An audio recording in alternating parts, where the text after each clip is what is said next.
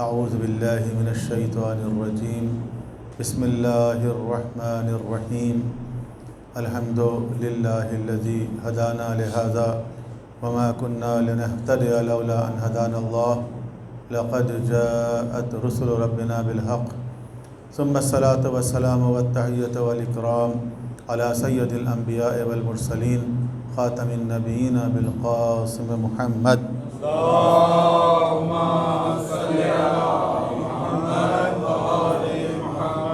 وآلہ الطیبین الطاہرین المعصومین المظلومین الذین اذهب اللہ عنہم الرجس وطہرہم تطہیرا اللہم صلی علی محمد واللعنة الدائمة الأبدية على أعدائهم وغاصب حقوقهم ومنكر فضائلهم من الأولين والآخرين. أما بعد فقد قال الله تبارك وتعالى في كتاب مبين بسم الله الرحمن الرحيم وسيعلم الذين ظلموا أي منقلب ينقلبون. صلوات على محمد وآل محمد. اللهم صل على محمد وآل محمد. حضرات محترم، ہماری گفتگو کا موضوع کہ جو آج کسی نتیجے تک پہنچے گا انشاءاللہ یہ ہے کہ ائمہ اہل بیت علیہم السلام نے کس طرح ظالموں کا، ظالمانہ نظام کا، ظلم و ستم کا مقابلہ کیا اور اس کے لیے کیا حکمت عملی اختیار کی. بات بہت لمبی ہے لیکن ظاہر ہے کہ کسی نہ کسی نتیجے تک گفتگو کو پہنچ جانا چاہیے تاکہ ایک حد تک بات مکمل ہو جائے. دیکھیے، خداوند عالم نے انسان کو جو خلق کیا ہے کچھ اس طرح، ایک دن اور بھی یہ بات ہوئی ہے کہ انسان کے اندر کچھ ایسا پوٹینشیل ہے جو کسی اور مخلوق کے اندر نہیں ہے. حیوان میں وہ چیز نہیں، فرشتوں میں وہ چیز نہیں، جنوں میں کسی حد تک ہے. انسان کے بعد اگر کوئی اور مخلوق ہے کہ جس کے پاس فریڈم آف چوائس ہے، انسان کے برابر تو نہیں ہے لیکن کسی حد تک اگر فریڈم آف چوائس ہے تو وہ جنوں کے پاس ہے. اور چونکہ انسان اور جن یہ دو مخلوق ایسی ہیں جن کے پاس اختیار ہے، فریڈم آف چوائس ہے، تو انہی کا حساب و کتاب ہوگا، انہی کے بارے میں سوال و جواب کیا جائے گا. باقی مخلوقات سے نہیں کیا جائے گا کیونکہ ان کے پاس اختیار ہی نہیں ہے. ظاہر ہے ان کو بھی ہدایت کی ضرورت ہے لیکن جس ہدایت کی ان کو ضرورت ہے وہ خداوند عالم نے ان کی جبلت میں، انسٹنکٹ میں ڈال دی. آپ ان کو باہر سے مزید ہدایت نہیں دے سکتے، اور اگر کوئی ہدایت دے بھی سکتے ہیں، بعض حیوانات ہیں ان کی ٹریننگ ہو جاتی ہے، جیسے کتے ہیں ان کو آپ شکاری کتا بنا لیں، کہ اضافی ٹریننگ ہے نا ایک، تو اضافی جو کچھ ٹریننگ ہے اس کے اندر بھی ان کے پاس فریڈم آف چوائس نہیں ہے کہ ان سے سوال و جواب کیا جائے. تو بس انسان وہ مخلوق ہے جو اسمارٹ کریچر ہے، اس کے اندر بہت پوٹینشیل ہے. خدا نے اس کو اس طرح خلق کیا کہ وہ کمال تک سفر کر سکے، پرفیکشن تک پہنچ سکے. ایک ایسی مخلوق ہے انسان، لیکن اس پرفیکشن تک پہنچنے کے لیے دو چیزیں ضروری ہیں جس کو کسی اور وقت میں میں بیان کر چکا ہوں. آج میں اس کو دوبارہ دہرا رہا ہوں کہ دو چیزیں ضروری ہیں. بالکل یہ اس طرح ہے جس طرح ایک بیج ہے، کسی درخت کا بیج، اور وہ درخت جو ہے وہ مثلا 50 فٹ تک جا سکتا ہے. تو وہ جو بیج ہے وہ دراصل اس 50 فٹ کا ایک درخت ہے، یعنی اس کے اندر 50 فٹ کا ایک درخت بننے کی صلاحیت موجود ہے. لیکن اس کے لیے دو چیزیں چاہیے. ایک تو وہ چیزیں چاہیے کہ جن سے اس کے اندر گروتھ ہو سکے، وہ فیزیبلٹی پرووائڈ کرنا، مثلا salt, mineral, water, sun light, oxygen, جو چیزیں ضروری ہیں وہ چیز جب پرووائڈ کریں گے جب گروتھ ہوگی. ویسے اگر آپ بیج کو رکھے رہیں تو سال ہر سال تک رکھے رہیں، کچھ نہیں ہوگا. تو وہ چیزیں پرووائڈ کرنا ایک پہلا کام. اور دوسرا کام یہ ہے کہ ان رکاوٹوں کو دور کرنا جو اس کی گروتھ کے راہ میں حائل ہوں. اگر 50 فٹ کا درخت ہے وہ اور 25 فٹ کے اوپر ایک شیڈ لگا دیں تو وہ درخت اپنی ہائٹ تک نہیں پہنچ سکے گا، اس پوٹینشیل تک نہیں پہنچ سکے. یہی دو کام انسان کو کرنے ہیں، یہی دو کام انسان کے لیے ہیں کہ انسان کو تو خدا نے اس طرح خلق کیا ہے کہ وہ اس مقام تک پہنچ جائے، لیکن وہ فیزیبلٹی پرووائڈ کرنا تاکہ وہ اس مقام تک پہنچ سکے. اور وہ کیا ہے؟ وہ ہدایت ہے. اگر اس کو ایک جملے میں ہم کہیں وہ ہدایت ہے. وہ ہدایت متعدد شعبوں میں ہے. اس میں ایک عبادت کا بھی رول ہے، اس میں ایک اخلاق کا بھی رول ہے، اس میں ایک عقائد کا بھی رول ہے، ہر چیز کا ہے نا. تو ان تمام چیزوں کو اگر ایک جگہ آپ جمع کریں گے اس انسان کے اندر تو آپ دیکھیں گے کہ خداوند عالم نے جو اس کے اندر ایک پوٹینشیل رکھی ہے کہ وہ پرفیکشن کی طرف جائے، وہ انسان اپنا سفر شروع کر دے گا اور گریجولی مرحلہ بہ مرحلہ وہ اس مقام تک پہنچے گا یا نہیں پہنچے گا، یا کسی خاص حد تک پہنچ کے رک جائے گا. یعنی جہاں تک وہ جا سکے گا وہ چلا جائے گا. نہیں، جتنی آپ فیزیبلٹی پرووائڈ کریں گے اتنی اس کے اندر پرفیکشن آئے گی. دوسرا اہم کام ہے رکاوٹ دور کرنا. وہ رکاوٹیں جو اس کو اس کمال کی طرف پہنچنے سے مانع ہوتی ہیں، روکنے والی ہوتی ہیں، ان کو دور کرنا. وہ جو رکاوٹیں ہیں انسان کے حوالے سے اگر آپ دیکھیں تو ہمارے معاشرے کے اندر ہیں. وہ معاشرے کے اندر ایک انسان اگر آپ ایک دن کے لیے طے کریں صرف کہ میں ایمانداری کے ساتھ ایک دن گزارنا چاہتا ہوں اپنا 24 آورس، آج رات فرض کریں آپ طے کریں کہ کل کا جو دن ہے وہ میں اس طرح گزاروں گا کہ اس میں کوئی گناہ نہیں کروں گا، کوئی غلط کام نہیں کروں گا. اب آپ دیکھیں وہ دن آپ کا کتنا سخت ہوتا ہے. صبح اٹھتے ہی مسئلہ شروع ہو جائے گا، گھر میں تیاری، پھر باہر نکلنا، پھر دفتر جانا، پھر راستے میں ٹریفک، پھر جتنے لوگوں سے آپ کی ملاقاتیں، یعنی اس دن وہ سارے کام بھی انجام دیں آپ جو کرتے ہیں. یہ نہ ہو کہ روزہ رکھ کے اے سی چلا کے سو جائیں پھر افطار میں اٹھیں، بلکہ وہ ساری ایکٹیویٹیز انجام دیں جو ریگولر آپ کی ہیں، اور یہ طے کر لیں کہ میں کوئی غلط کام نہیں کروں گا. ایک دن کے لیے ٹرائی کرنے میں کیا حرج ہے، کر کے دیکھ لیں. تو آپ کو اندازہ ہو جائے گا صرف ایک دن میں کہ ہم کس معاشرے کے اندر رہ رہے ہیں. اور ایک انسان کے لیے نیک بن کے رہنا، ایماندار بن کے رہنا، حرام سے بچنا، گناہ سے بچنا، خدا کی نافرمانی سے بچنا واقعی کتنا مشکل کام ہے. آپ نے ارادہ کیا ہے کہ آپ غلط کام نہیں کریں گے، لیکن آپ دیکھیں گے کہ لوگ کس طرح آپ کو اس طرف لے کے جائیں گے. اس کا تعلق انوائرمنٹ سے. اگر ایک پاکیزہ انوائرمنٹ ہو تو آپ کے لیے نیک بن کے، ایماندار بن کے رہنا، سروائیو کرنا آسان ہے.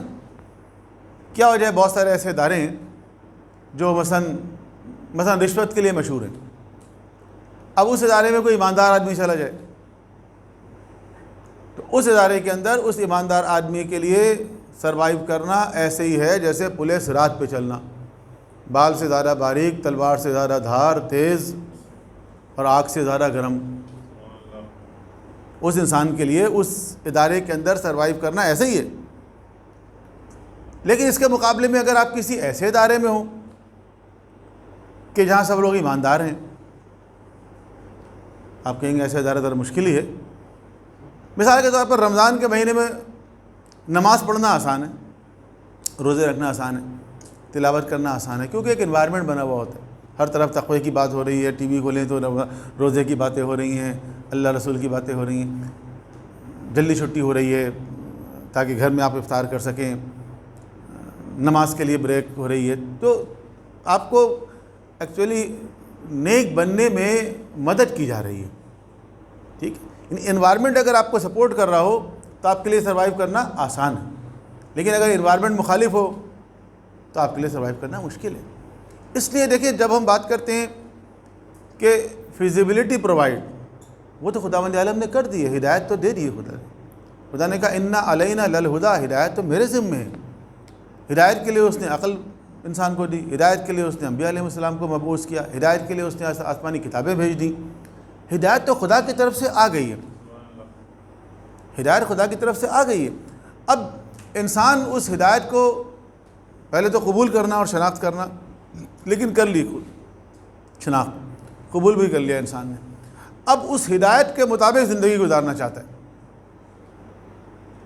اب 100 طرح کی رکاوٹیں اس کے سامنے آ رہی ہیں۔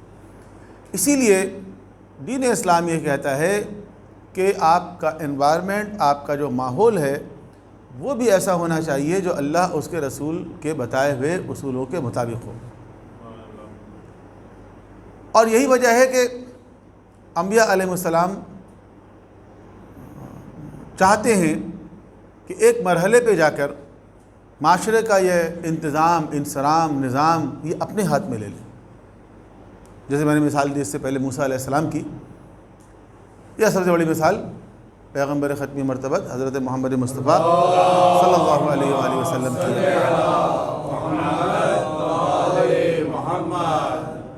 کہ جب آپ مدینے میں پہنچے، دیکھیں مکے میں تو مخالفین ایسے تھے کہ انہوں نے موقع نہیں دیا، لوگوں نے قبول ہی نہیں کیا دین اسلام، بہت کم لوگوں نے قبول کیا۔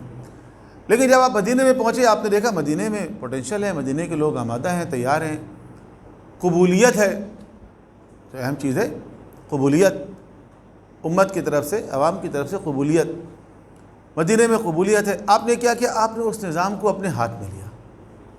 میثاق مدینہ کیا ہے؟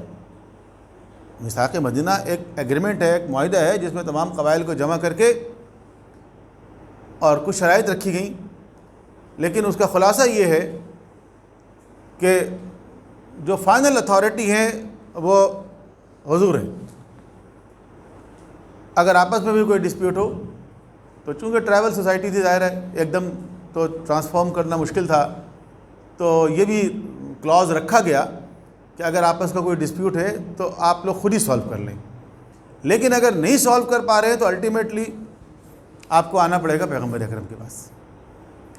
اچھا، یہ نظام اس سے پہلے وہاں نہیں تھا، اس سے وہ واقف نہیں تھے، تو پہلی مرتبہ ایسا ہوا کہ ٹرائبل سوسائٹی ٹرانسفارم ہوئی ایک ایسی سوسائٹی میں جہاں ایک مرکزی نظام تھا۔ اب حضور نے اپنے ہاتھ میں اس نظام کو لے لیا۔ جب حضور نے اپنے ہاتھ میں اس نظام کو لیا تو اجتماعی قوانین آنا شروع ہوئے۔ اس سے پہلے تو یہ تھا کہ نماز پڑھو اور زکوٰۃ دو، صرف دو چیزیں تھیں۔ اجتماعی قوانین آنا شروع ہوئے، مثلا وراثت کا قانون آیا، شراب حرام ہو گئی، سود حرام ہو گیا، سزاؤں کا نظام آیا۔ ایک اچھی سوسائٹی جب آپ اسٹیبلش کرنا چاہتے ہیں تو کچھ لوگ اس اچھی سوسائٹی کے اندر کرپشن کرتے ہیں، تو ان کو سزا دینے کا نظام آیا۔ تو 23 سال میں سے آخری 10 سالوں میں جب مدینے میں یہ نظام قائم ہوا تو اجتماعی قوانین، اجتماعی احکام آئے۔ جتنے بھی احکام والی آیتیں ہیں سب مدنی آیتیں ہیں، مکی آیتیں نہیں ہیں۔ تو ایک نظام قائم ہوا، ایک پاکیزہ نظام جس کو آج تک تمام مسلمان کہتے ہیں کہ ایک آئیڈیل نظام تھا، ایک مدنی ریاست کا تصور۔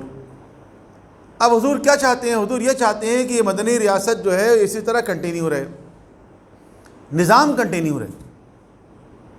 حضور کو تو ایک دن جانا ہے، وہ تو قرآن کریم نے بھی کہہ دیا کہ آپ کو جانا ہے، اور آپ نے خود بھی ارشاد فرما دیا تھا کہ مجھے جانا ہے، لیکن یہ نظام چلتا رہے اسی طرح۔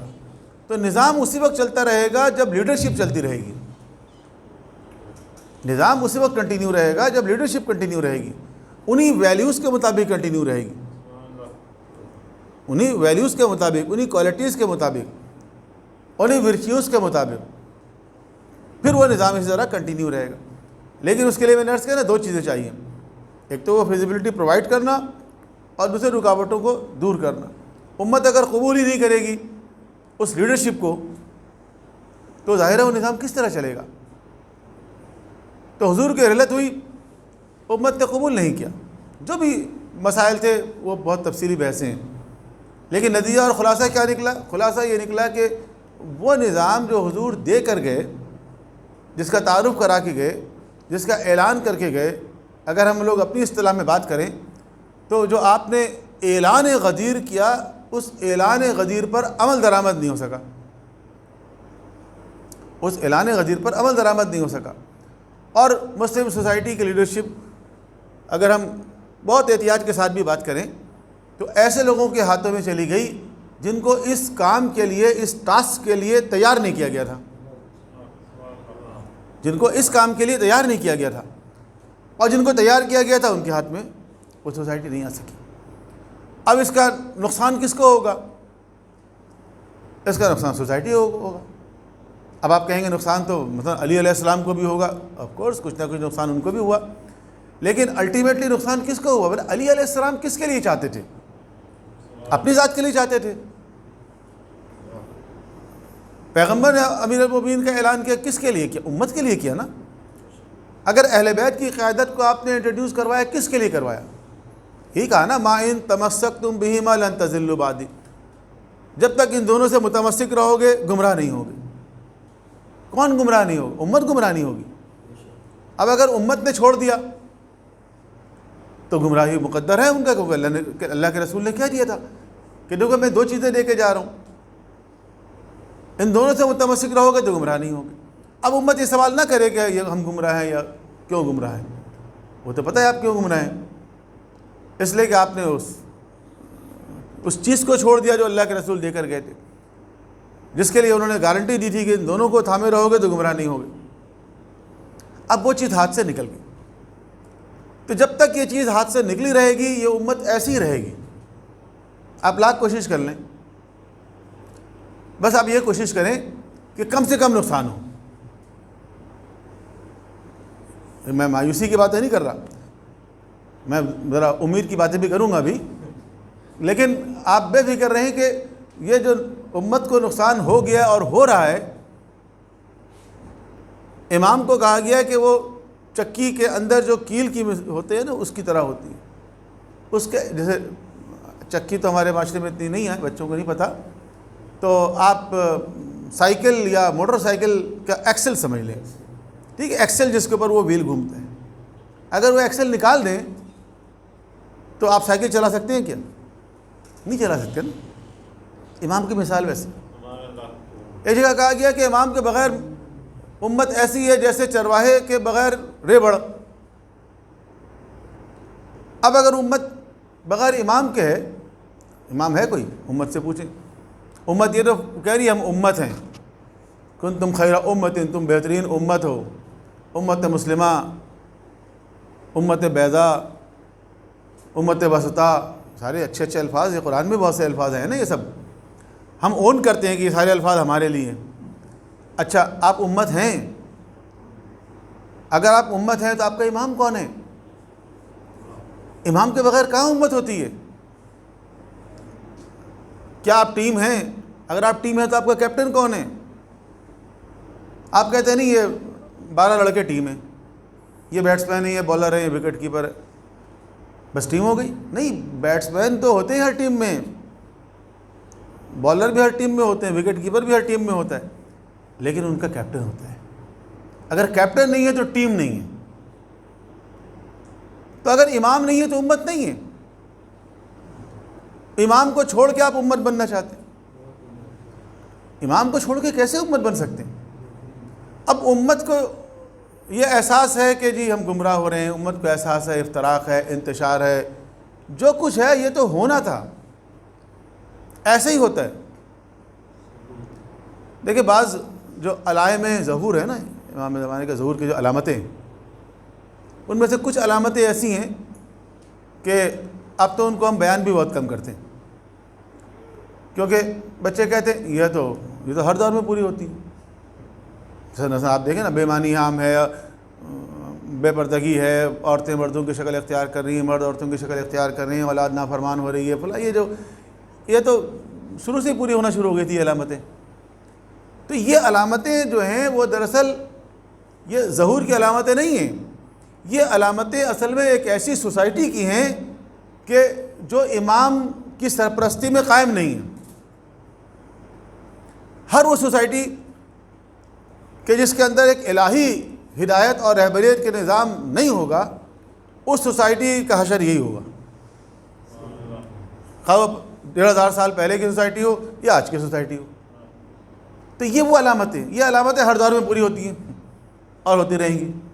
اسی لیے علامتوں کو بھی تقسیم کر دیا گیا، حتمی اور غیر حتمی علامتیں، اور اس طرح مختلف کلاسیفیکیشن کی گئی۔ تو ایک ایسی سوسائٹی کہ جو ان خطوط کے اوپر نہیں چلے گی، اس کا انجام یہی ہوگا۔ اس کا نقصان کس کو ہوگا؟ اس کا نقصان امت کو ہوگا، اس کا نقصان ایک انڈیویجول کو ہوگا، کیونکہ وہ انڈیویجول اگر اپنے کمال تک سفر کرنا چاہے گا وہ نہیں کر سکے گا، کیونکہ اس کے راستے میں رکاوٹیں اتنی ہوں گی، وہ کیسے جا سکتا ہے اس مقام تک؟ کیونکہ سوسائٹی کی سپرویژن تو ان لوگوں کے ہاتھوں میں ہے جن کے ہاتھوں میں نہیں ہونا چاہیے۔ اسی کو تو ظلم کہتے ہیں، اور ظلم کس کو کہتے ہیں؟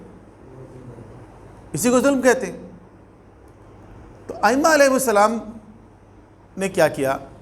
جب انہوں نے دیکھ لیا جب امت نہیں آ رہی ہے تو انہوں نے وہ والا کام جاری رکھا، اپنا ہدایت والا کام، جس کو ہم کہتے ہیں فیزیبلٹی پرووائڈ کرنا۔ ہدایت کا سلسلہ انہوں نے جاری رکھا، تعلیم کا سلسلہ انہوں نے جاری رکھا، تربیت کا سلسلہ انہوں نے جاری رکھا۔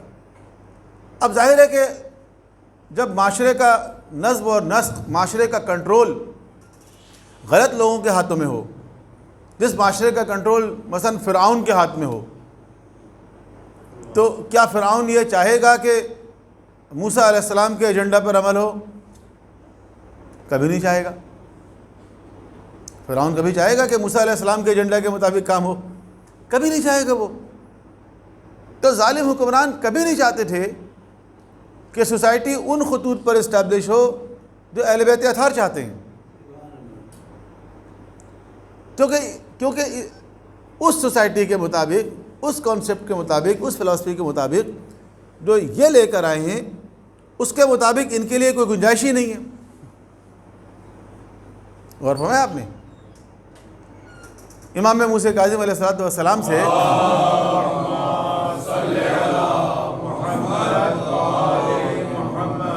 سنا ہوگا آپ نے یہ بھی کہ ہارون نے ایک مرتبہ کہا کہ آپ بتائیے فرزند رسول، فدق کا حدود اربع کیا ہے؟ میں آپ کو لکھ کے دے دیتا ہوں۔ یہ فدق کا ایشو بہت عرصے سے چل رہا ہے، آپ بتائیے، میں آپ کو لکھ کے دے دیتا ہوں فدق۔ آپ نے کہا لکھو شمالی افریقہ۔ اس نے کہا ہیں فدق شمالی افریقہ؟ ہاں، دوسری طرف لکھو ریڈ سی، بحر احمر۔ تیسری طرف جب آپ نے بتایا حدود اربع، اس نے کہا یہ تو میری ریاست کا نقشہ بتا دیا آپ نے، اگر میں یہ آپ کو دے دوں گا تو پھر میرے پاس کیا بچے گا؟ اب دیکھیں یہی تو ایشو ہے کہ اگر فدق دے دو گے تو تمہارے پاس کیا بچے گا؟ تو فدق کا مطلب کھجور کے باغات نہیں ہے، فدق کا مطلب پیغمبر کی وراثت ہے، پیغمبر کی جانشینی ہے، اور پیغمبر کی جانشینی اگر صحیح ہاتھوں میں پہنچ جائے گی تو ظاہر ہے پھر تو ہارون اور مامون اور معتصم اور متوکل ان جیسے لوگوں کے ہاتھ میں کیا بچے گا؟ اس الہی نظام کے مطابق تو ان لوگوں کی کچھ بھی نہیں ہے ان کے لیے، تو وہ کیوں دیں گے فدق؟ بات فدق کی نہیں ہے، بات تو اصل میں معاشرے کے کنٹرول کی ہے نا، وہ ان کے ہاتھ میں۔ اب جب ان کے ہاتھ میں ہوگا، ہارون رشید جیسے لوگوں کے ہاتھ میں، تو نہ صرف یہ ہے کہ وہ فدق نہیں دیں گے، فدق تو وہ دے ہی نہیں سکتے نا، فدق دینے کا مطلب تو میں نے بتا دیا کیا ہے۔ نہ صرف وہ فدق نہیں دیں گے بلکہ اس امت کا جو صحیح لیجیٹیمیٹ لیڈر ہے، ہادی ہے، رہبر ہے، اس کو قید میں ڈال دیں گے تاکہ وہ لوگوں کے سامنے نہ رہے۔ ایک واقعہ شاید میں نے آپ کو سنایا ہے پہلے کبھی کہ ایک مرتبہ ہارون نے امام موسیٰ کاظم علیہ السلام کو بلایا اور ان کا غیر معمولی احترام کیا، اور تھوڑی دیر بات چیت کی، اور اس کے بعد جب امام جانے لگے تو سی آف کرنے گیا، چھوڑنے کے لیے بھی گیا۔ مامون چھوٹا تھا، مامون رشید۔ تو جب امام واپس تشریف لے گئے تو مامون نے پوچھا اپنے باپ سے کہ والد گرامی یہ کون صاحب تھے جن کا آپ نے اتنا غیر معمولی احترام کیا؟ اس نے دیکھا نا میرے والد نے اتنا غیر معمولی احترام، ظاہر ہے یہ لوگ مطلق العنان حکمران تھے نا، یہ کسی کا احترام کہاں کرتے تھے، تو لوگ ان کے سامنے جھکتے تھے۔ تو ہارون نے کہا بیٹا یہ جس سیٹ پر میں بیٹھا ہوا ہوں نا اس کے صحیح حقدار یہ ہیں۔ ہارون نے کہا بیٹے سے، مامون سے، کہ جس سیٹ پر میں بیٹھا ہوا ہوں اس کے صحیح حقدار یہ ہیں۔ اچھا مامون، میں نے کہا نا چھوٹا تھا، وہ چھوٹا تھا، معصوم تھا، بھولا بھالا تھا، اس نے ایک معصومانہ سوال کر لیا۔ اس نے کہا اگر آپ یہ سمجھتے ہیں کہ جس سیٹ پر آپ بیٹھے ہوئے ہیں اس کے حقدار یہ ہیں تو ان کو دے کیوں نہیں دیتے؟ جیسے اس نے یہ کہا ایک دم ہارون غصے میں آ گیا، اس نے کہا یہ تو نے کیا بات کر دی؟ اس نے کہا سوری کوئی غلط بات ہو گئی ہے، آپ ہی نے کہا نا کہ اس سیٹ کے اصل حقدار یہ ہیں تو ان کو دے رہے ہیں۔ اس نے کہا نہیں، بہت غلط بات کر دی تم نے۔ اس نے کہا ایک بات یاد رکھو، کان کھول کے سن لو۔ اور پھر اس نے ایک تاریخی جملہ کہا، اس نے کہا الملک و عقیم، ملک ریاست اقتدار یہ جو ہوتی ہے بانجھ ہوتی ہے، عقیم کہتے ہیں بانجھ کو، بانجھ ہوتی ہے۔ بانجھ کا مطلب یہ ہے کہ اس کی اولاد بھی نہیں ہوتی، یعنی اولاد کے لیے بھی نہیں ہوتی۔ پھر اس نے کہا کہ اس اقتدار اور حکومت کی خاطر اگر تو بھی میرے راستے میں آئے نا تجھے بھی اڑا دوں گا۔ اب جو باپ سے اس نے سبق سیکھا ہارون سے، مامون نے، اس نے اپنے گرہ میں باندھ لیا کہ ریاست تو کسی کی نہیں ہوتی، اگر اولاد بھی سامنے آ جائے تو اڑا دو، بھائی بھی آ جائے تو مار دو۔ پھر مامون نے کیا کہ یہی کیا نا، امین کو قتل کروایا، اپنے بھائی کو۔ تو ان کی اپروچ یہ تھی۔ تو جن کی اپروچ یہ ہو کہ بیٹا آ جائے تو قتل کر دو، بھائی آ جائے تو قتل کر دو، اور ایسے بہت سارے خاندان میں آپ دیکھیں گے، بنو عباس میں بھی، بنو امیہ میں بھی، اور دیگر نظاموں میں بھی جو ٹی وی کے ڈرامے چل رہے ہیں جن کو آئیڈیل بنا کر پیش کیا جا رہا ہے، ان کے یہاں بھی سلطنت عثمانیہ میں بھی جو اقتدار میں آتا رہا وہ سارے بھائیوں کو قتل کرواتا رہا۔ اور جو ہمارے ہندوستان کے حکمران مسلمان گزرے ہیں ان میں بھی آپ دیکھیں گے، وہ جو بڑے شان والے تھے، بڑی نمازیں نہیں چھوڑتے تھے، قرآن لکھ کے گزارا کرتے تھے، ٹوپی بنتے تھے، اور پتہ نہیں کیا کیا ان کی شان میں بیان کیا جاتا ہے کہ زندگی میں دو چیزیں نہیں چھوڑیں، ایک تو نماز نہیں چھوڑی کبھی، اور دوسرے اپنے بھائیوں کو نہیں چھوڑا، ایک ایک بھائی کو قتل کروایا، باپ کو اندھا کر کے جیل میں ڈال دیا، شاہ جہاں کو اندھا کر کے جیل میں ڈال دیا۔ یہ کون تھے؟ اورنگزیب عالمگیر، جن کے نام پر فتاویٰ کی کتاب رکھی گئی ہے، فتاویٰ عالمگیری۔ تو جو ایسے حکمران ہیں وہ کیوں چاہیں گے کہ جو الہی نمائندہ ہے، جو حق کا نمائندہ ہے، جو اس امت کا اصل میں صحیح لیڈرشپ ہے اور جو پیغمبر اکرم کا صحیح جانشین ہے، وہ سامنے نظر آئے لوگوں کے؟ وہ نہیں چاہتے تھے سامنے نظر آئے، اس لیے وہ ان کو راستے سے ہٹا دیتے تھے، ان کو قتل کر دیتے تھے، ان کو قید میں ڈال دیا جاتا تھا، لوگوں سے ان کی ملاقات نہیں ہو پاتی تھی، اگر کوئی ان کے پاس مسلسل آتا اور جاتا تھا تو اس کی نگرانی ہوتی تھی، ان کی ایجنسیز کام کرتی تھی۔ ان حالات میں اب ان کے پاس کتنے آپشنز تھے اہل بیت اطہار کے پاس؟ کیا کر سکتے تھے وہ؟ وقت کے نہیں ہے ذرا، خلاصے کی طرف جانا ہے ہمیں۔ 3 کانسیپٹس کو انہوں نے فوکس کیا آئیڈیالوجیکلی، 3 بیسک کانسیپٹس پر اہل بیت اطہار نے فوکس کیا تاکہ کم از کم لوگ جو ہیں وہ اس کو سمجھ لیں، کنونس ہو جائیں، اور مستقبل میں کبھی جا کے انشاءاللہ حالات بہتر ہوں گے۔ دیکھیں واقعہ کربلا کے بعد آپ نے دیکھا ہوگا ائمہ علیہ السلام سے لوگ آ کے پوچھتے تھے کہ آپ قیام کیوں نہیں کرتے، آپ اٹھ کھڑے کیوں نہیں ہوتے، آپ تحریک کیوں نہیں چلاتے؟ بھئی لوگوں نے امیر المومنین کا ساتھ دیا؟ نہیں دیا نا۔ لوگوں نے امام حسن کا ساتھ دیا؟ نہیں دیا۔ لوگوں نے امام حسین کا ساتھ دیا؟ نہیں دیا۔ جب پے در پے 3 ایگزامپل سیٹ ہو گئیں، اب آپ چوتھے امام سے بھی کہہ رہے ہیں کہ آپ بھی اٹھ کھڑے ہوں، 5ویں امام سے آ کے کہتے ہیں آپ اٹھ کھڑے ہوں، 6ٹھے امام سے کہتے ہیں آپ کھڑے ہوں، 7ویں امام سے کہتے ہیں آپ کھڑے ہوں۔ وہ پوچھتے ہیں اچھا کون ساتھ دے گا؟ ایک شخص نے آ کے کہا اسی امام سے، امام موسیٰ کاظم علیہ السلام سے، کتنے شیعہ موجود ہیں خراسان میں، اتنے بغداد میں، اتنے فلاں، آپ اٹھ کھڑے ہوں، آپ قیام کریں۔ آپ نے سنا ہوگا، آپ نے، امام نے کیا کہا؟ تندور میں جا کے بیٹھ جاؤ۔ اس نے کہا ابھی تو میں آیا ہوں سفر کر کے اتنا لمبا، آپ مجھے کہہ رہے تندور میں بیٹھ جاؤ۔ انہوں نے کہا یہیں بیٹھ جاؤ۔ تھوڑی دیر کے بعد ہارون مکی آئے، امام نے کہا تندور میں جا کے بیٹھ جاؤ، وہ تندور میں جا کے بیٹھ گئے۔ اس سے امام نے کہا جا کے ڈھکنا ڈھانک دو، اس نے کہا ڈھکنا ڈھانک دوں؟ کہا ہاں ڈھانک دیا۔ اور امام نے کہا ہاں بتاؤ کتنے ہیں خراسان میں، کتنے ہیں فلاں، کتنے ہیں یہ وہ؟ اس نے کہا اس کی تو خبر لیجئے، جس کو آپ نے تندور میں بٹھایا ہے. اچھا دیکھو جا کے اس کا کیا حال ہے. اب جو جا کے دیکھا درختہ ہٹایا, اندر بیٹھے ہوئے تسبیح پڑھ رہے. صلوات پڑھے محمد والے محمد.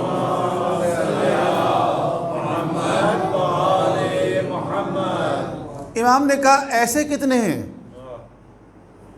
یہ جو تم کہہ رہے ہو خراسان میں اتنے ہیں اور بصرہ میں اتنے ہیں اور کوفے میں اتنے ہیں, ایسے کتنے ہیں؟ کہا نہیں فتن رسول ایسے تو تندوری شیعہ تو نہیں ہے, تندوری کی روٹی ہو تو شیعہ بہت ہیں.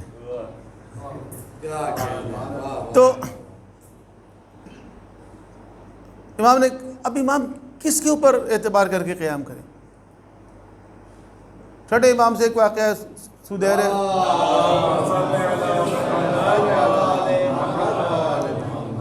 سیرفی کہتا ہے کہ میں نے امام سے کہا کہ فرزند رسول آپ قیام کیوں نہیں کرتے؟ امام نے کہا اچھا میرے ساتھ چلو. چلتے رہے ایک جگہ پہنچے نماز کے لیے, وہاں نماز پڑھی. تو نماز ختم کرنے کے بعد ہم نے دیکھا کہ وہاں کچھ بھیڑ بکریاں چل رہی تھیں. تو امام نے کہا سدیر اگر اتنے جتنی یہ بھیڑ بکریاں ہیں نا, اتنی بھی اگر میرا ساتھ دینے والے لوگ ہوتے تو میں قیام کرتا. سدیر کہتے ہیں میں نے ان کو کاؤنٹ کیا تو وہ 17 تھیں, 17. اچھا اب آپ حیران ہوں گے کہ واقعہ کربلا کے بعد بہت سے لوگوں نے قیام کیا ہے نا. کوفے میں دیکھ لیں توابین, پھر مختار ثقفی. مدینہ میں دیکھ لیں مدینہ کے لوگوں نے قیام کیا. مکے میں دیکھ لیں ابن زبیر. اس کے بعد دیکھ لیں آپ زہر شہید, ٹھیک ہے, نفس زکیہ. تو پے در پہ آپ کو سادات کا, علویوں کا, شیعوں کا مختلف قیام اور تحریکیں امام حسن علیہ السلام کی اولاد میں سے بھی, امام حسین کی اولاد میں سے بھی بہت سے لوگوں کو نظر آئے. بعض شیعہ ریاستیں بھی قائم ہو گئی تھیں آگے چل کے. تو سوال یہ پیدا ہوتا ہے کہ یہ جو تحریکیں چلتی تھیں ان کا ساتھ بھی تو لوگ دیتے تھے نا. ٹھیک ہے آخر میں بعض اوقات یہ ناکام بھی ہوتے رہے, زہر شہید شہید کر دیے گئے, لیکن حضرت زہر شہید کے بھی کچھ لوگوں نے ساتھ دیا, ان کی تعداد کم تھی. نفس زکیہ کے بھی کچھ لوگوں نے ساتھ دیا, مختار ثقفی کا بھی کچھ لوگوں نے ساتھ دیا. اگر ائمہ تحریر میں سے کوئی قیام کرتا ہے تو کیا 17 لوگ بھی نہیں ہوتے؟ I don't think. میرا خیال ہے 17,000 ہوتے, 17,000 ہوتے. لیکن وہ کون لوگ تھے کہ جن کی تلاش تھی امام کو کہ وہ اگر مل جائیں تو میں قیام کروں گا. صرف فقط ساتھ دینا نہیں, وہ لوگ. دیکھیے فرق ہوتا ہے انسانوں میں. امیر المومنین یاد کرتے ہیں اپنے زمانے خلافت میں, کاش آج حمزہ ہوتے, کاش آج جعفر ہوتے. تو حمزہ میں کیا بات تھی؟ پیغمبر کے چچا تھے نا حمزہ. تو عباس بھی تو پیغمبر کے چچا تھے, عباس ابن عبد المطلب. وہ تو زندہ تھے, وہ تو موجود تھے. عباس ابن عبد المطلب کہہ رہے ہیں علی علیہ السلام سے, اے علی تم ہاتھ بڑھاؤ, میں تمہارے ہاتھ میں بیعت کروں گا, اور اگر میں نے بیعت کر لی کوئی انکار نہیں کرے گا. آپ نے ہاتھ ہی نہیں بڑھایا. پیغمبر کے چچا ہیں, آفر بھی کر رہے ہیں ہاتھ بڑھاؤ, آپ ہاتھ نہیں بڑھا رہے ہیں.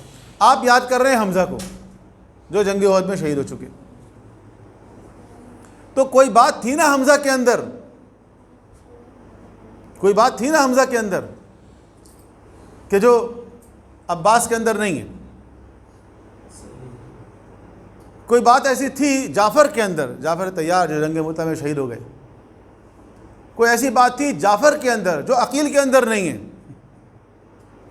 عقیل بھی بھائی ہیں علی علیہ السلام کے, جعفر بھی بھائی تھے علی, جعفر شہید ہو گئے, عقیل تو موجود ہے نا. کوئی ایسی بات تھی جعفر کے اندر جو عقیل کے اندر نہیں ہے.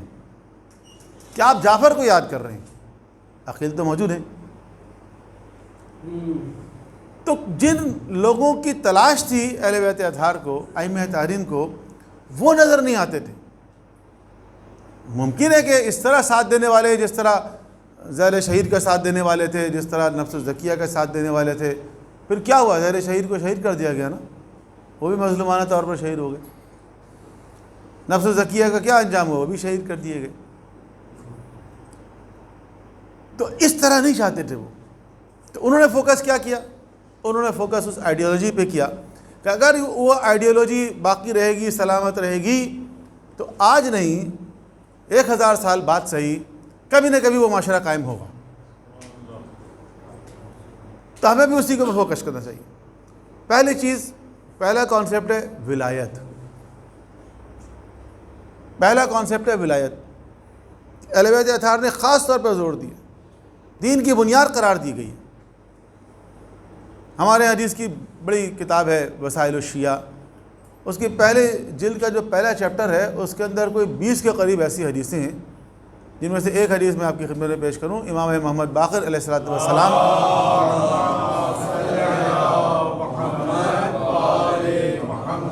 فرماتے ہیں کہ اس مفہوم کی 20 کے قریب حدیثیں ہیں. میں ایک آپ کو سناتا ہوں کہ بنی الاسلام علی خمس، اسلام کی بنیاد 5 چیزوں پہ ہے: الصلاۃ والزکوٰۃ والصوم والحج والولایہ. کہیں پر پہلے ولایت ہے، کہیں آخر میں ولایت ہے. کسی نے سوال کیا ایہم افضل، یہ 5 چیزیں آپ نے بیان کی، اس میں سے بھی زیادہ فضیلت والی چیز کیا ہے؟ فرمایا الولایہ. کہیں پر فرمایا الولایۃ لنا اہل البیت، ہم اہل بیت کی ولایت. تو ولایت کی اہمیت کو نماز، روزہ، حج، زکوٰۃ سے بھی زیادہ بیان کر رہا. کیوں؟ یا مثلا غدیر کو زندہ رکھنے کی تاکید، غدیر کو سیلیبریٹ کرنے کی تاکید، غدیر کو بیان کرنا.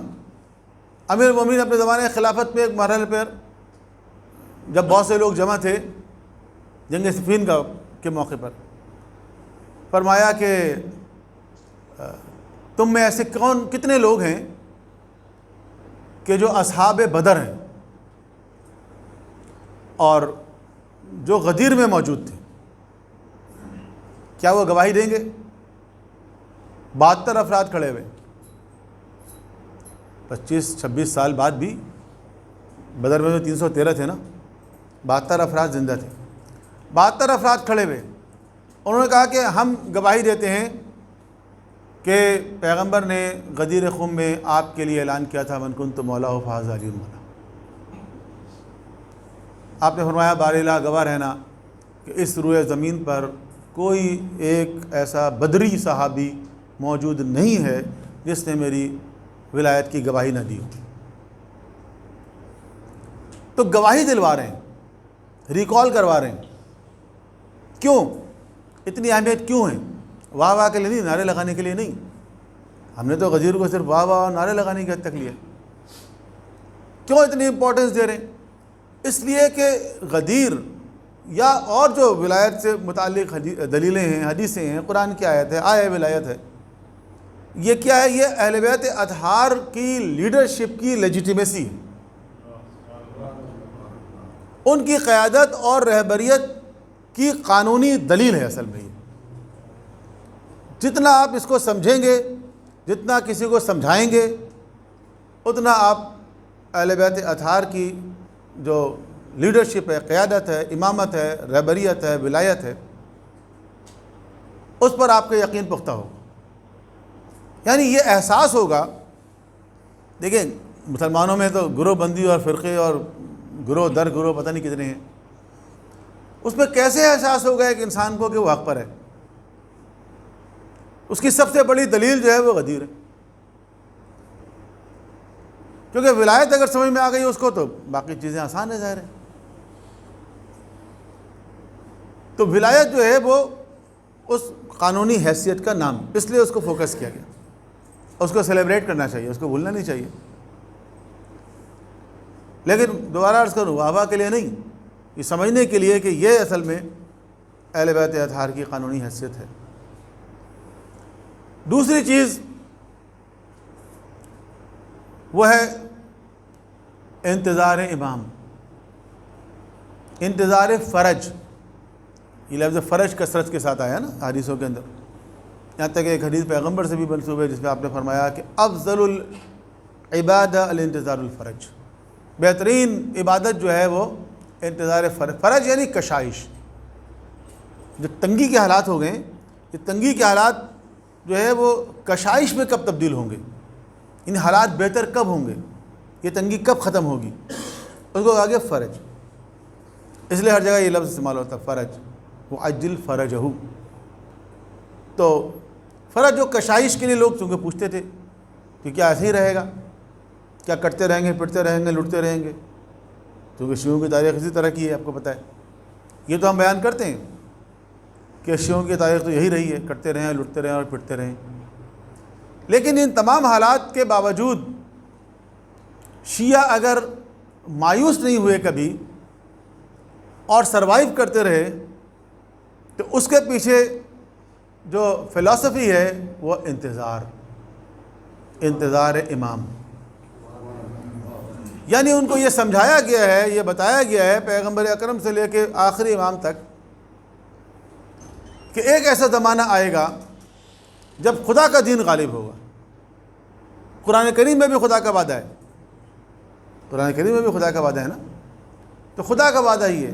بے شک ظالمانہ نظام آتے رہیں گے، جاتے رہیں گے، ظالم حکمران آتے رہیں گے، جاتے رہیں گے، لیکن ایک ایسا زمانہ ضرور آنے والا ہے کہ جب اللہ کا نظام آئے گا، جب اس روئے زمین پر الہی نظام جو ہے وہ غالب ہوگا تمام نظاموں پر۔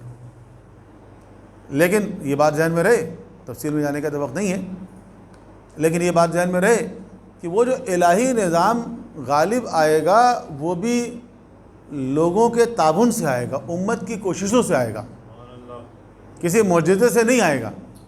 کیونکہ اگر معجزے سے آنا ہوتا تو امیر المومنین کے زمانے میں آ جاتا، امام حسین کے زمانے میں آ جاتا۔ بھئی یہ تو خدا کی سنت ہے ہی نہیں کہ معاشرہ معجزے کے ذریعے تبدیل ہو۔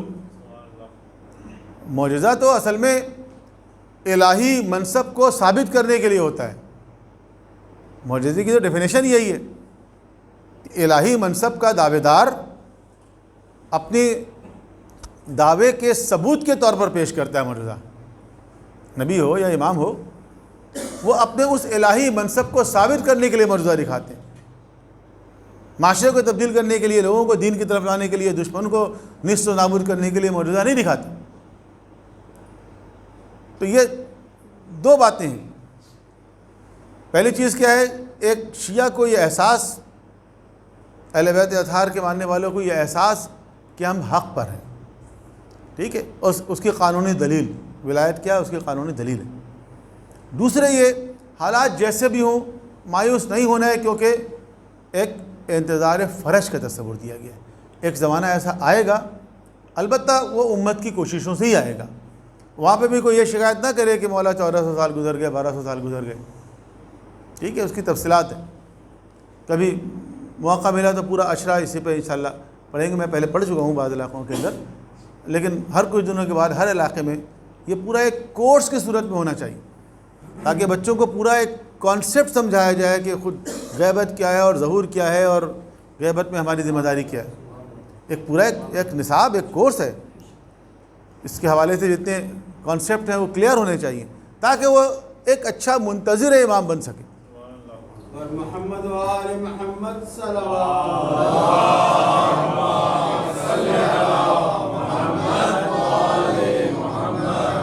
تیسری بات یہ کہ عزاداری سید الشہداء، امام حسین علیہ السلام کی مظلومیت، یہ مظلومیت آپ دیکھیں ہر امام نے اس کی تاکید کی، کیوں؟ اس سے شیعہ ہر دور کے بیدار رہے،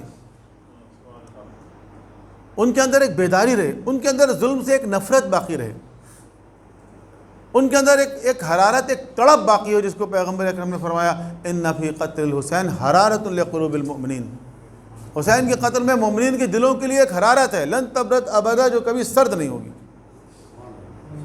اس حرارت کو باقی رکھنے کے لیے عزاداری، ٹھیک ہے۔ دیکھیں چیزوں کے اندر مراحل آتے ہیں، زمانہ آتا ہے۔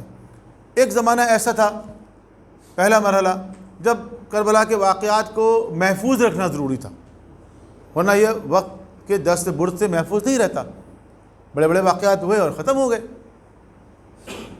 ظلم کے بھی بڑے بڑے واقعات ہوئے، ختم ہو گئے، تو ان کو باقی رکھنا، اس باقی رکھنے کے مرحلے میں آپ دیکھیں سب سے پہلے جناب زینب کا کارنامہ، انہوں نے باقی رکھا اور زندہ رکھا۔ کتنے لوگ شہید ہوئے، کتنے انبیاء علیہ السلام بھی قتل کر دیے گئے، لیکن ہر ایک کے پاس یہ اپورچونٹی نہیں تھی کہ ان کے پاس جناب زینب جیسی بہن ہو۔ تو انہوں نے اس کربلا کے واقعے کو زندہ رکھا، اس کو پہنچایا ہر جگہ، اور ائمہ تحریر نے عزاداری پہ زور دیا تاکہ لوگ اس واقعے کو سنیں، سنائیں، یاد رکھیں، دہرائیں، اس کے اوپر اشعار کہیں، اس کی فضیلت بیان کی، اس کا ثواب بیان کیا،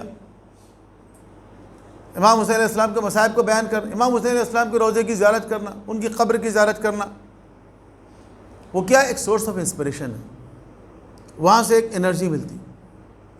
آپ دیکھیں تاریخ میں جتنی بڑی بڑی تحریکیں چلی ظالم حکمرانوں کے خلاف، تو وہ قبر امام حسین پہ آیا کرتے تھے۔ توابین جو ہے وہ کفن پہن کے فرات میں غسل کر کے اور قبر حسین پر آئے اور آ کے کہتے ہیں کہ مولا ہم آپ کی قبر پہ آ کے یہ عہد کرتے ہیں کہ جس طرح آپ نے ظالم جابر فاسق فاجر کے سامنے سر نہیں جھکایا اور سر کٹانے کو ترجیح دی، ہم بھی سر نہیں جھکائیں گے، سر کٹانے کو ترجیح دیں گے۔ تو یہ قبر امام حسین جو تھی، اس زمانے میں روضہ نہیں تھا، کوئی گنبد مینار دروازے سونے کے لگے ہوئے نہیں تھے، زری نہیں تھی کوئی، سادہ سی مٹی کی قبر تھی۔ اس سادہ سی مٹی کی قبر سے ظالم حکمرانوں کو کتنا خوف تھا کہ وہ نہیں چاہتے تھے کہ ظاہرین یہاں پر آئیں۔ ظاہرین کو کوڑے لگائے جاتے تھے، جرمانے لگائے جاتے تھے، ہاتھ کاٹا جاتا رہا، پاؤں کاٹا جاتا رہا تاکہ نہ آئیں لوگ۔ ہل چلانے کی کوشش کی گئی، دریائے دجلہ کے رخ موڑنے کی کوشش کی گئی تاکہ قبر بہہ جائے، ختم ہو جائے۔ یہ ساری کوششیں کیوں کی گئیں؟ اس قبر سے کیا دشمنی تھی؟ بنو عباس کے حکمرانوں کو کیا دشمنی تھی؟ امام حسین کے قاتل تو بنو امیہ تھے نا، لیکن قبر حسین سے ہم دیکھتے ہیں بنو عباس کو بھی دشمنی۔ ہارون رشید نے حکم دیا کہ وہ کھجور ایک درخت تھا سدرا، یعنی بیری کا درخت، اس کو کاٹ دیا جائے، وہ واحد نشانی تھی قبر امام حسین کی۔ اب ہارون جیسے مطلق العنان حکمران کو امام حسین کی اس مٹی کی قبر سے کیا خوف ہے؟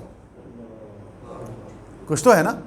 کیوں؟ اس لیے کہ وہ قبر نہیں ہے فقط، وہ ایک سورس آف انسپریشن ہے ہر انقلابی تحریک کے لیے۔ آج بھی کربلا جو ہے وہ ایک سورس آف انسپریشن ہے، ایک بیکن لائٹ ہے دنیا کی ہر انقلابی تحریک کے لیے۔ تو ائمہ تحریر نے عزاداری پہ زور دیے۔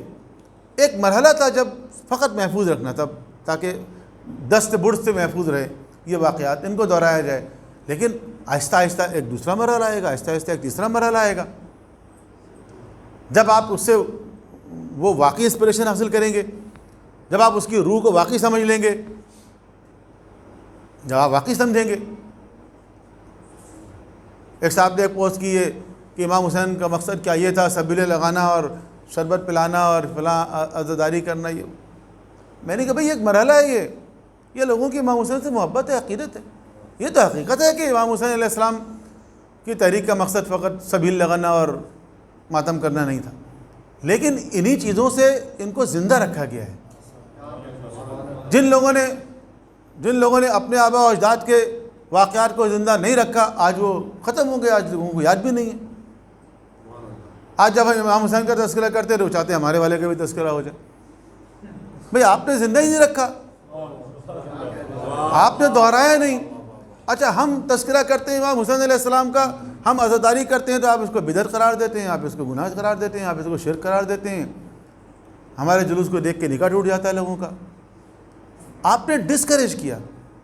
آج جب 1500 سال گزر گئے، اب آپ کا احساس ہوا کہ شیعہ بڑے ہوشیار نکلے، انہوں نے اپنے واقعات کو زندہ بھی رکھا ہوا ہے، اور ان کے انہی ایکٹیویٹیز کی وجہ سے آج دنیا کے تمام انسانوں کے دلوں میں اہل بیت کی محبت ہے، اہل بیت کو وہ مظلوم سمجھتے ہیں اور ان کے زمانے کے ظالم حکمرانوں کو برا بھلا سمجھتے ہیں۔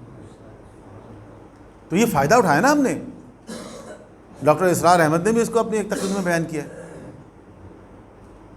آپ نے تو اس اپرچونٹی کو ضائع کر دیا، اب آپ کا افسوس ہو رہا ہے۔ اب آپ جب ہمارے واقعات ہوتے ہیں تو آپ ان کی مظلومیت گنواتے ہیں۔ امام حسین علیہ السلام 3 دن کے پیاسے تھے، فلاں صاحب 40 دن تک پیاسے رہے، تو نوحہ پڑھیں، ان کے لیے ماتم کریں، مرثیہ پڑھیں، جس کو آپ بدعت سمجھتے ہیں۔ تو آپ دیکھیں کس طرح ائمہ تحریر نے حکمت عملی سے اپنی مظلومیت کو بھی ثابت کیا۔ یہ عزاداری کیا ہے؟ یہ اہل بیت کی مظلومیت ہے۔ مظلومیت کے ذریعے انہوں نے لوگوں کے گھروں میں جگہ بنائی، دلوں میں جگہ بنائی، اور ان کے اندر وہ حرارت، وہ تڑپ باقی رکھی۔ یہ حرارت اور یہ تڑپ کہیں کام آئے گی، یا فقط اس کا مقصد یہی ہے یہ عزاداری برائے عزاداری ہے، جی نہیں، عزاداری برائے عزاداری نہیں ہے، بلکہ یہ حرارت، یہ تڑپ اس وقت کام آئے گی جب وہ وارث کربلا تشریف لائیں گے۔ اس کے لیے آمادہ اور تیار رہنا، اس کے لیے آمادہ اور تیار رکھنا ضروری ہے۔ بس وقت کافی ہو گیا۔ برائے خوشنودی امام زمانہ علیہ السلام صلوات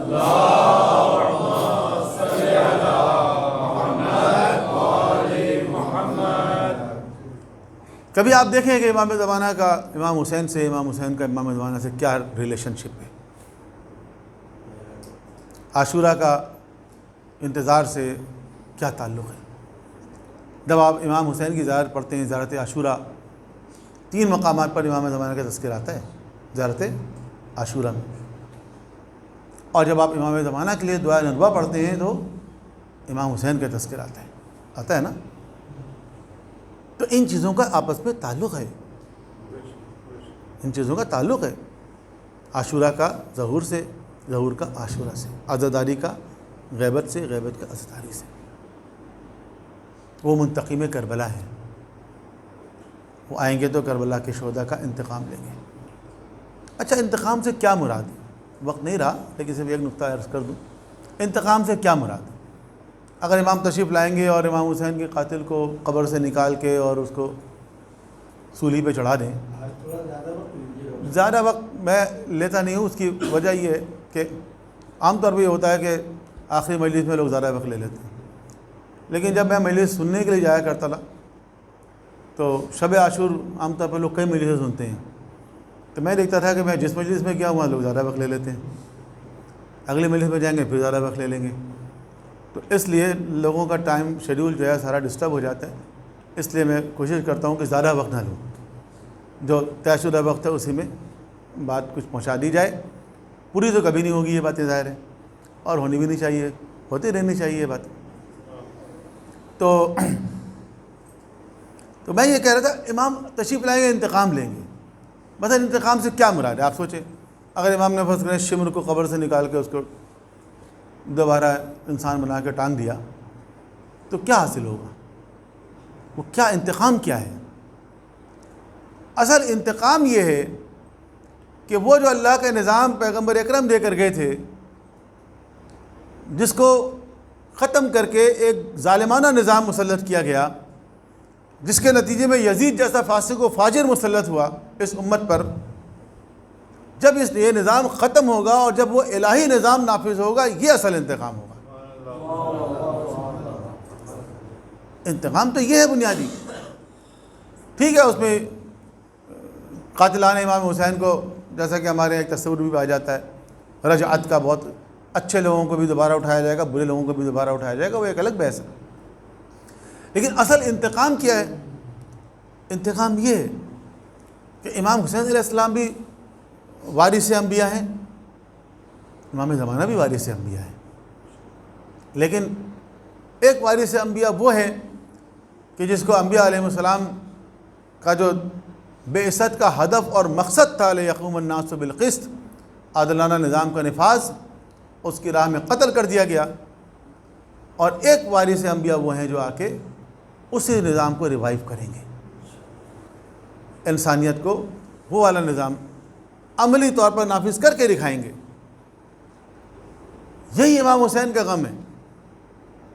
ایک امام حسین کا غم وہ ہے جو ہم منا رہے ہیں، غم حسین، کہ وہ مظلومانہ شہید کر دیے گئے، قتل کر دیے گئے۔ ایک غم حسین وہ ہے جو خود حسین علیہ السلام کے دل میں تھا۔ وہ کیا غم تھا؟ خود حسین کو کیا غم تھا کہ وہ انہوں نے نانا کے مدینے کو چھوڑ دیا، ماں کی قبر کو چھوڑ دیا، شہر مدینہ کو چھوڑ کے مکے میں آ گئے، خانہ کعبہ کو چھوڑ کے کربلا کی طرف چلے گئے۔ ان کے دل میں بھی تو کوئی غم تھا۔ وہ غم کیا تھا؟ وہ اس امت کا غم تھا، جبھی تو امت کی اصلاح کے لیے نکلے نا۔ وہ اس امت کا غم تھا کہ اس امت پر کیسے فاسق و فاجر لوگ مسلط ہو گئے۔ امت کو شعور ہی نہیں ہے، امت کو احساس ہی نہیں ہے کیا ہو رہا ہے۔ یہ حسین کا غم ہے۔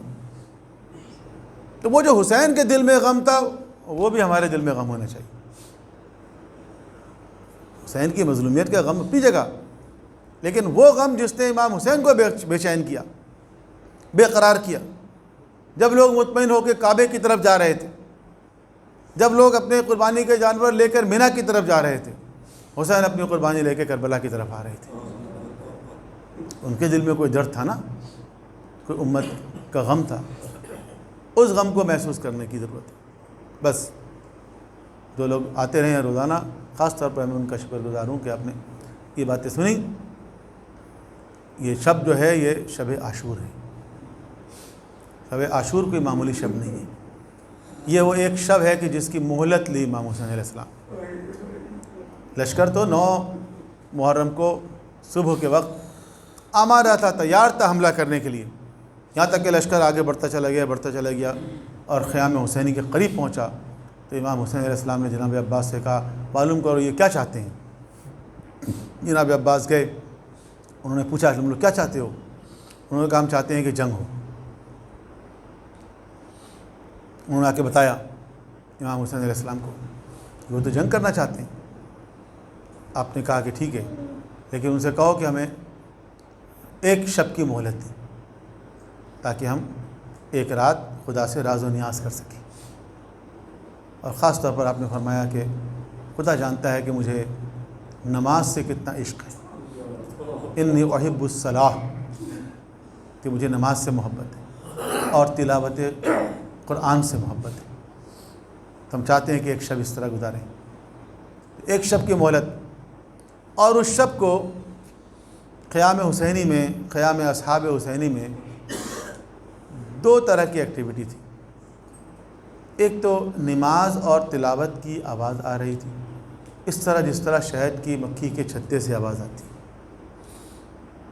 اور دوسرا کام یہ تھا کہ یہ وہ شب ہے کہ جب اصحاب حسین نے سید الشہداء سے تجدید عہد کیا، کہ فرزند رسول ہم آپ کے ساتھ ہیں۔ وہ بات جو آج ہم زیارتوں میں کہتے ہیں نا انما معکم لا مع عدوکم، مولا ہم آپ کے ساتھ ہیں، آپ کے دشمن کے ساتھ نہیں ہیں۔ کوئی حسین کو یہ کہنے والا نہیں تھا کہ مولا ہم آپ کے ساتھ ہیں۔ یہ چند لوگ تو ہیں جو بیٹھے ہوئے تھے جو کہہ رہے تھے ہم آپ کے ساتھ ہیں۔ حسین ان سے کہہ رہے تھے کہ تم اپنی زندگی کو میری وجہ سے ضائع نہ کرو، یہ میرے دشمن ہیں، تمہارے دشمن نہیں ہیں۔ آپ ان سے کہہ رہے تھے تم جانا چاہو چلے جاؤ۔ ایک شخص جو امام حسین کے پاس آیا تھا کوفے میں، اس کے بیٹے کو گرفتار کر لیا گیا۔ جب پتہ چلا کہ حسین کے ساتھ ہے وہ، اس کے بیٹے کو گرفتار کر لیا گیا۔ امام حسین کے علم میں یہ بات آئی۔ امام حسین نے اس کو بلا کر کہا کہ تم ایسا کرو، کچھ پیسے لے لو اور تم کوفہ چلے جاؤ، اور جانے کے بعد تم اپنے بیٹے کی رہائی کے لیے کوشش کرو۔ اس نے کہا نہیں فرزند رسول، میں کوفہ نہیں جاؤں گا، میں آپ کو چھوڑ کے نہیں جا سکتا، میرا بیٹا گرفتار ہو گیا ہے، میں نے اپنی تئیں کوشش کی ہے، اگر وہ رہا ہو جاتا ہے تو ٹھیک ہے، لیکن میں آپ کو چھوڑ کے چلے جاؤں اپنے بیٹے کو تلاش کرنے کے لیے، یہ نہیں ہوگا، میں آپ کو چھوڑ کے نہیں جاؤں گا۔ نہیں گیا، وہ اپنے بیٹے کے لیے نہیں گیا۔ شب عاشور امام حسین علیہ السلام نکلے، خیموں کا جائزہ لے رہے تھے، محسوس کیا کوئی اور بھی ہے، مڑ کے دیکھا تو ہلال ابن نافع، تو آپ نے دیکھا وہ جوان تھا، رات کا وقت تھا، آپ نے اس کے کاندھے پہ اپنا ہاتھ رکھا اور کہیں گے کہ ہلال دیکھو سامنے جو 2 پہاڑیاں ہیں نا، ان کے درمیان سے ایک راستہ نکلتا ہے، تم جوان ہو کیوں اپنی زندگی ضائع کر رہے ہو، ان 2 پہاڑوں کے درمیان سے نکل جاؤ۔ ہلال قدموں پہ گر گئے، مولا میں آپ کو چھوڑ کے چلے جاؤں، اپنی جان بچانے کے لیے چلے جاؤں؟ یہ جان اتنی قیمتی نہیں ہے کہ میں اس کو بچانے کے لیے آپ کو چھوڑ دوں، میں آپ کی طرف اس لیے نہیں آیا ہوں کہ اپنی جان بچا لوں۔ یہ حسین کے ساتھی، یہاں تک کہ ایک مرحلہ وہ آیا، آپ جانتے ہیں کہ آپ نے کہا کہ میں اپنی بیعت اٹھاتا ہوں تمہارے اوپر سے، تم چلے جاؤ جانا چاہتے ہو تو، اور اگر تمہیں شرم آ رہی ہے جانے میں تو میں چراغ گل کیے دیتا ہوں، اور کہا تم ہمارے بچوں کے ہاتھ پکڑ کے چلے جاؤ، کہتے نا کہ حسین کے بچوں کو بچانے کے لیے آ گیا تھا، میں راستہ بھی بتا رہے ہیں۔ اور پھر جب شمع دوبارہ روشن کی گئی تو سب لوگ اسی طرح جمے ہوئے بیٹھے ہوئے تھے۔ چشم افلاک نے ایسے افراد نہیں دیکھے، ایسے تو نہیں حسین علیہ السلام نے فرمایا کہ جو میرے اصحاب ہیں ایسے اصحاب ہم نے نہیں دیکھے، نہ دیکھے نہ سنے کسی کے اصحاب جیسے حسین کے اصحاب تھے۔ ایسے نہیں، ان کے اوپر زمانے کے امام بھی سلام کرتے ہیں، السلام علیکم یا اولیاء اللہ و احباء، سلام ہو آپ پر ہے اولیاء اللہ، یہ ہیں اولیاء اللہ اور خدا کے محبوب۔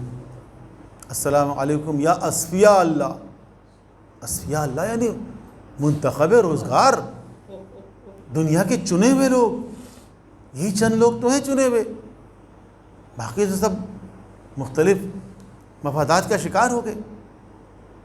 یہ عجیب لوگ ہیں۔ نقن صاحب مرحوم کہتے تھے یہ حیرانی کے قابل لوگ ہیں، حیرانی کے قابل وہ نہیں ہے جو چھوڑ کے چلے گئے، یہ تو ہوتا ہے تاریخ میں، لوگ چھوڑ کے چلے جاتے ہیں، لیکن ان تمام نامساعد حالات کے باوجود جو ڈٹے ہوئے ہیں، جمے ہوئے ہیں، چراغ گل کرنے کے باوجود نہیں جا رہے ہیں، حیرانی کے قابل یہ لوگ ہیں۔ ان کے بھی تو بچے ہیں، ان کے بھی خاندان ہے، ان کا بھی گھر ہے، ان کا بھی کاروبار تھا، ان کو اپنے ذات کا خوف نہیں تھا، نہیں، انہوں نے عہد کیا تھا، چراغ روشن کیا گیا۔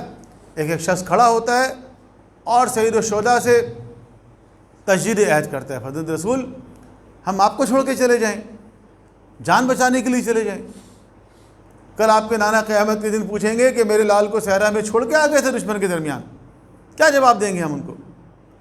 یہ تو ایک زندگی ہے، اس طرح اگر 70 مرتبہ زندگی مل جائے، کسی نے کہا اگر 1000 مرتبہ زندگی مل جائے، 1000 مرتبہ ہمیں قتل کیا جائے اور اس کے بعد ہماری لاش کو آگ میں جلا دیا جائے اور پھر زندگی ملے، پھر آپ پر قربان کرنے کو تیار ہوں گے۔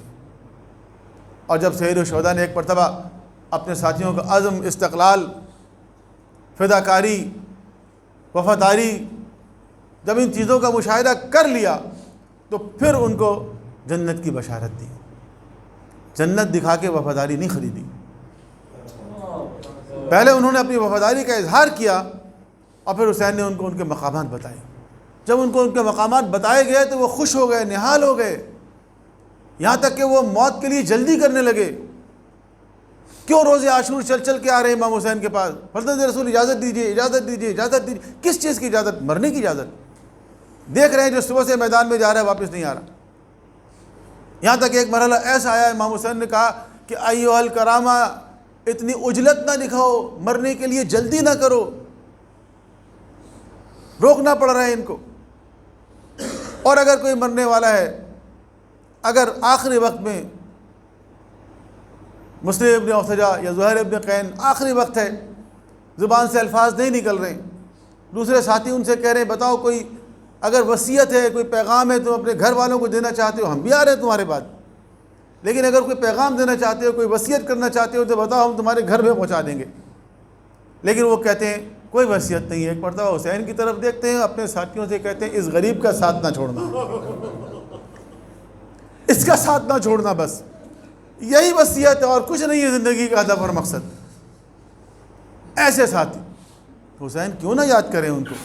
آخری وقت میں ایک مرتبہ جب بیویوں سے رخصت کے لیے آئے اور جب بیویوں سے رخصت ہو گئے، یا سکینہ و یا رقیہ و یا زینب و یا ام کلثوم علیکن منی السلام، یہ جو علیکن منی السلام ہے اس کا مطلب ہے خدا حافظ، اب میں جا رہا ہوں۔ ایک مرتبہ کوہرام مچ گیا بیویوں کے درمیان، اور اس کے بعد حسین جب آئے میدان میں، ایک مرتبہ دائیں جانب دیکھا، ایک مرتبہ بائیں جانب دیکھا، اصحاب کے لاشیں پڑی ہیں، کوئی تیر کھائے ہوئے، کوئی تلوار کھائے ہوئے، تو آواز دی۔ ابھی مخنف میں لکھا ہے کہ سب سے پہلے حسین نے آواز دی مسلم ابن عقیل کو، اینہ مسلم ابن عقیل و یا ہانی ابن عروہ۔ یہ مسلم کو کیوں آواز دے رہے ہیں؟ کیونکہ مسلم اس تحریک کربلا کے سب سے پہلے شہید ہیں۔ آج حسین شاید ان کو یہ پیغام دینا چاہتے ہیں، مسلم اس تحریک میں مظلومانہ شہادت تمہاری ہوئی تو آج دیکھو حسین اس کا اختتام کرنے کے لیے مقتل کی طرف جا رہا ہے۔ اور اس کے بعد اپنے ساتھیوں کو آواز دی، یا ابطال الصفا و یا فرسان الحجا، اے میرے شیرو، اے میرے دلاورو، میں حسین تمہیں پکار رہا ہوں، جواب کیوں نہیں دیتے؟ کل تک تو جب میں تمہیں پکارا کرتا تھا تو تم بھاگ بھاگ کے آیا کرتے تھے۔ لاشائے شہداء میں جنبش ہوئی، گویا زبان بے زبانی سے کہہ رہی ہو مولا موت نے مجبور کر دیا، ورنہ ایسا کیسے ہو سکتا ہے آپ پکارے اور یہ غلام آواز نہ دے۔ اور اس کے بعد ایک مرحلہ وہ آیا جب 70 قدم کے فاصلے پر بہن کھڑی ہوئی دیکھ رہی ہے، والشمر جالس علی صدرے، اور شمر لعین سینے پہ سوار ہے، اور بہن کہہ رہی ہے عمر سعد تو دیکھ رہا ہے اور میرا ماجا قتل کیا جا رہا۔ الا لعنۃ اللہ علی القوم الظالمین وسیعلم الذین ظلموا ای منقلب ینقلبون۔ بار اللہ ہمارے ذکر کو اپنی بارگاہ میں قبول فرما، ہمیں قرآن کریم اور سیرت معصومین کے مطابق اپنی زندگی کو استوار کرنے کی توفیق عطا فرما، ہمارے جوانان عزیز کو علم عمل کی دولت سے مالا مال فرما، مسلمانوں کے درمیان اتحاد اور اتفاق کو فروغ عطا فرما، اس روئے زمین کو عدل و انصاف سے پر کرنے کے لیے شہدائے کربلا کا انتقام لینے کے لیے اپنی آخری حجت کے ظہور میں تاجل فرما، ہم سب کو امام علیہ السلام کے انصار اعوان میں سے قرار دے۔ ربنا تقبل منا انک انت السمیع العلیم برحمتک یا ارحم الراحمین۔